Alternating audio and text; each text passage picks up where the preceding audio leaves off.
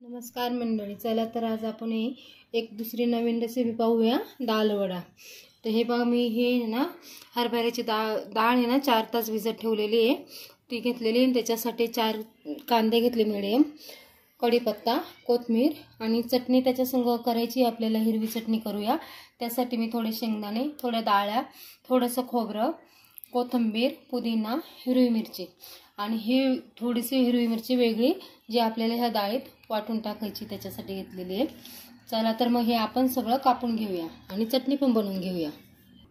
चला तर मंडळी, हे बघा, आपण ही चटणी पण वाटून घेतलेली आहे, छानपैकी मिक्सरमधून बारीक करून घेतलेली आहे। त्यासाठी फोडणीला आपण आहे ना थोडीशी सफेद उडदाची डाळ घेतली आहे, थोडी मुगाची डाळ, कढीपत्ता आणि काश्मीरी मिरच्या 2 घेतलेल्या आहे आणि ही कांदा इथे कटिंग केलेला आहे, कोथिंबीर कटिंग केलेली आहे आणि हे मिरचीची बारीक पेस्ट करून घेतलेली आहे आणि हा कढीपत्ता आपण बारीक केलेला आहे आणि इथे पाणी न घालता डाळ असे आबडधोबड बारीक केलेली आहे, आपण पाणी बिलकुल वापरलेलं नाही। चला तर आपण पहिल्यांदा चटणीला तडका देऊया। इथे तेल तापायला ठेवले मी,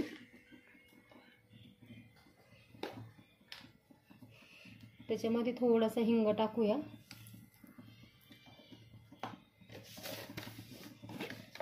थोडीशी मोहरी टाकूया, त्याला राई पण बोलतात।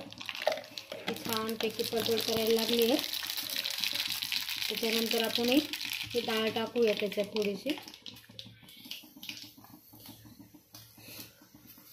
मुगाची डाळ टाकूया,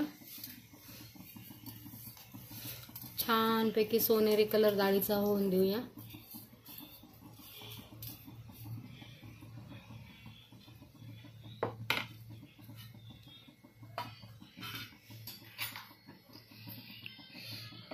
हे पहा मंडळी, किती सुंदर असं सोनेरी कलर झालेला आहे।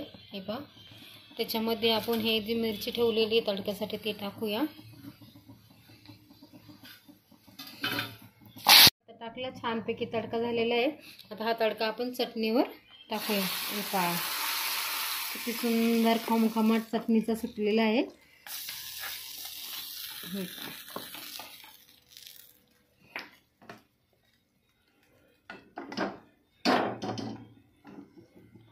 हे पहा मंडळी, ही चटणी आता तयार झालेली आहे।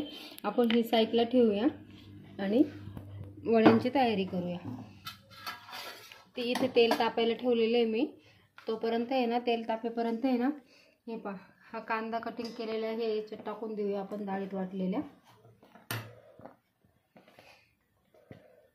हिरवी मिरची टाकलेली आपण त्याच्यात, कोथिंबीर, कढीपत्ता,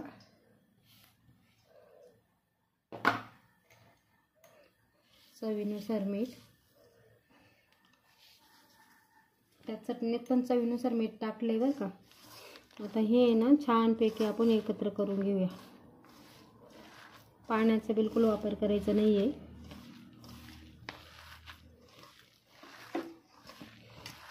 कसं आहे ना मैत्रिणींनो, अधूनमधून आहे ना असं जरा चटकेदार मुलांना खायला दिलं ना, मुलांचा मूड आहे ना एकदम फ्रेश असतो। त्याच्यामुळे आहे ना कधी संडेला नाश्त्याच्या याच्यात तुम्ही एकदा तरी नक्की करून बघा। हे सुंदरपैकी सगळं एकत्र असं एकजीव करून घ्यायचं।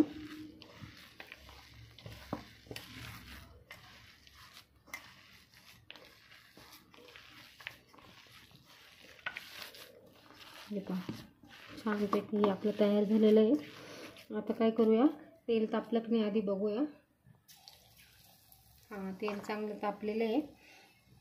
तर इथे मी ना एका वाटीत आहे ना थोडंसं पाणी घेतलेलं आहे, पाण्याचा हात घ्यायचा थोडा आणि याचे आहे ना छोटे छोटे असे गोळे तयार करायचे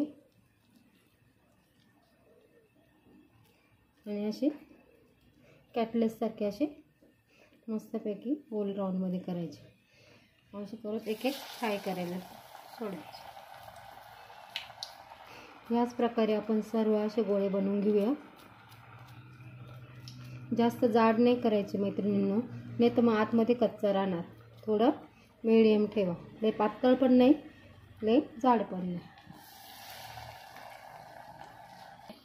हे पहा मैत्रिणींनो, किती सुंदर असे वडे चटणी आपले तयार झालेले आहे. एक सांगू का, ज्या मम्मी लोकांना वाटतं ना का आपल्या मुलांचं वजन वाढलं पाहिजे, तर त्यांनी 8 दिवसातून हा नाश्ता मुलांना नेहमी करून द्यावा. कारण कसं आहे, चण्याच्या डाळीने ना वजन वाढतं आणि त्यात खोबऱ्याची चटणी म्हटल्यावर खोबरं आहे ना, खोबऱ्यामुळं पण वजन वाढतं. चला तर मंडळी, हे बघा किती सुंदर असे झालेले आहे. आता टेस्ट करूया. तुम्ही पण नक्की करून बघा, खा आणि लाईक करा. बाय.